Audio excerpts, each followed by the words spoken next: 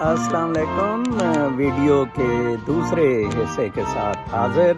یہ میں نے ایک جگہ پارک میں منتخب کی جہاں آج یہ برطانوی بینڈ بجایا جا رہا ہے، اور دراصل یہ برطانیہ ہے جس نے ہمارا سب کا خاص طور پر کشمیریوں کا بینڈ بجایا، اور اب یہ جو ہانگ کانگ والوں کا بینڈ بج رہا ہے۔ میں نے آپ کو پہلے ویلاگ میں کہا تھا کہ میں آپ کو بتاؤں گا کہ یہ بوٹ سے نجات کا کیا طریقہ ہے۔ دراصل اس کا بہترین طریقہ مدینہ کے چارٹر والا ہے، مدینہ کے ریاست کے ماڈل والا ہے، یا جو ملا عمر کا ماڈل تھا، یا پھر جو امریکی فاؤنڈنگ فادرز کا ماڈل ہے۔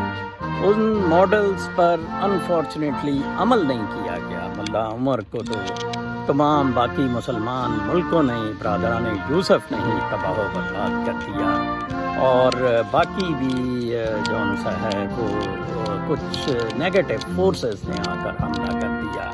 ہمیں یہ اپنے آپ کو انڈرسٹینڈ کرنے کی ضرورت ہے کہ بنیادی طور پر اخلاقیات، روحانیت ہی سب کچھ ہے۔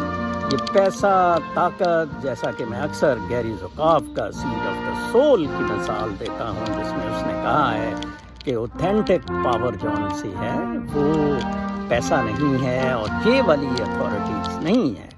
تو فی الحال تو چین ان کی چال ہی چلا، اور چین پوری دنیا پر کنٹرول کر رہا ہے۔